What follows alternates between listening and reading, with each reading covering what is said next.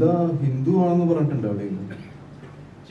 ഇപ്പൊ പറഞ്ഞ പോലെ മലയാളത്തിൽ നല്ല നല്ല കണ്ടന്റുകൾ വരുന്ന സിനിമകൾ വരുന്ന ഒരു ഇൻഡസ്ട്രിയാണ് മലയാളം. കണ്ടന്റ് വൈസ് ആയാലും ക്രിയേറ്റീവ് വൈസ് ആയാലും കുറച്ചുകൂടെ കെയർഫുൾ ആവുന്ന ഒരു ഇൻഡസ്ട്രി കൂടിയാണ് മലയാളം. പക്ഷെ അതേ മലയാള ഇൻഡസ്ട്രി തന്നെയാണ് ഈ പറഞ്ഞ പോലെ ഒരു പേരിന്റെ പേരിൽ പോലും ഒരു സിനിമ വെളിയിലോട്ട് വിടാൻ പറ്റാത്ത ഒരു അവസ്ഥ ഉണ്ടാകുന്നത്. ശരിക്കും പറഞ്ഞാൽ പുറത്ത് പറയാൻ പോലും പറ്റില്ല. ഒരു പേരിന്റെ പേരിൽ ഇങ്ങനെയൊക്കെ സെൻസർ കട്ടിയ അല്ലെങ്കിൽ ആവിഷ്കാര സ്വാതന്ത്ര്യമുള്ള നാട്ടിൽ ആവിഷ്കാര സ്വാതന്ത്ര്യം ഇല്ലാത്തൊരു അവസ്ഥയുണ്ടല്ലോ.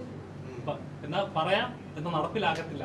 ആർക്ക് എന്ത് വേണമെങ്കിലും പറഞ്ഞോട്ടെ, ഇവിടെ എന്ത് ആവാം എന്നൊരു രീതിയിലേക്കുള്ള ഒരു സിസ്റ്റം ഉണ്ടല്ലോ. അപ്പം കലാകാരനായിട്ടും അതിൽ ഇങ്ങനെ ലോക്കായിപ്പെടുന്ന ഒരു അവസ്ഥയുണ്ടല്ലോ. ശരിക്കും ഒരു ആർട്ടിസ്റ്റ് എന്നല്ലേ താങ്കൾക്ക് എപ്പോഴാണ് എന്താണ് ഫീൽ ചെയ്യുന്നത്?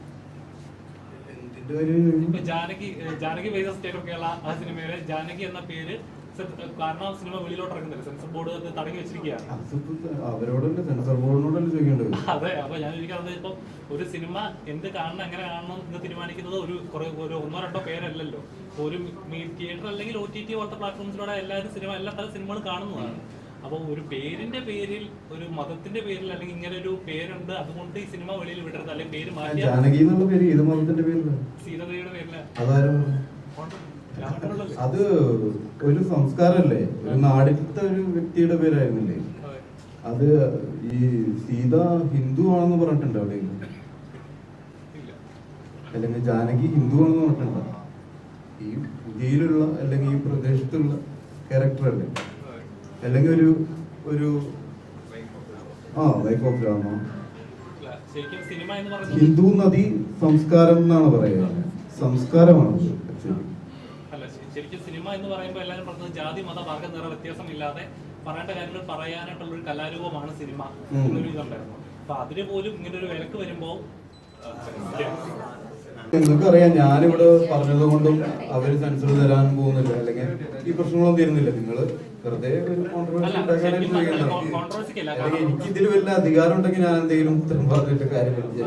അതായത് ശരിക്കും പറഞ്ഞാൽ ഈ നൂറ്റാണ്ടിലാണെങ്കിൽ പോലും മാറ്റപ്പെടേണ്ട കാര്യങ്ങൾ മാറ്റേണ്ട സമയവും മാറ്റപ്പെടേണ്ട. അതല്ല ഞാൻ പറഞ്ഞു, എനിക്ക് മാറ്റാൻ പറ്റുന്നത് എന്നെ മാത്രമാണ്, മറ്റുള്ളവരെ എനിക്ക് മാറ്റാൻ പറ്റില്ല. അപ്പൊ നമ്മൾക്ക് നമ്മളെ മാറ്റി മുന്നോട്ട് പോവാന്നുള്ളതാണ്. കാര്യങ്ങള് നമ്മൾക്ക് എല്ലാവർക്കും പറഞ്ഞാലും പറയാതെയും മനസ്സിലാവേണ്ട ആൾക്കാരാണ് അല്ലെ? നിങ്ങൾ തന്നെ ആദ്യം പറഞ്ഞു എന്നെ ഇങ്ങനെ കാണാനാണ് താല്പര്യം. അപ്പൊ ആളുകൾ അങ്ങോട്ടും ഇങ്ങോട്ടും തർക്കത്തിലാവുന്നതും അതിന്റെ പേരിൽ തല്ലാവുന്നതും ഒക്കെ ഉണ്ടാക്കാതിരിക്കല്ലേ വേണ്ടത് ആക്ച്വലി. അതായത് കോൺട്രവേഴ്സികൾ ഉണ്ടാക്കി ആളുകളെ തമ്മിലടിപ്പിക്കാതിരിക്കുക എന്നുള്ളതും കൂടി ചെയ്യണം. നമ്മൾ ഒരു കാര്യം സംസാരിക്കേണ്ടതാണെങ്കിൽ സംസാരിക്കാതിരിക്കാൻ ശ്രമിക്കുക. ചില കാര്യങ്ങൾ അടക്കി സംസാരിക്കേണ്ടതുണ്ട്, അല്ലെങ്കിൽ അത് ചിലപ്പോൾ വരും തലമുറയ്ക്ക് പോലും കൺഫ്യൂഷൻസ് ഉണ്ടാകും ഇങ്ങനത്തെ സംസാരങ്ങൾ. അതാ പറയാ, കാരണം ഇങ്ങനെ ഒരു കേൾക്കുന്ന ഒരാൾക്കോട് കേൾക്കുന്ന ഏതൊരാൾക്കായാലും നമുക്ക് തന്നെ തോന്നും ഒരു പേരിന്റെ പേരിലൊക്കെ ഇങ്ങനെ നടക്കുമോ എന്ന് നമുക്ക് തന്നെ തോന്നിപ്പോ. കാരണം ഫ്യൂച്ചർ ആയാലും നമുക്ക് ഇങ്ങനെ സംഭവിക്കുന്നതാണല്ലോ. അതുകൊണ്ടാണ് ചോദിച്ചത്, അല്ല കോൺഫിഡൻസ് ഉണ്ടാക്കാനായിട്ട്.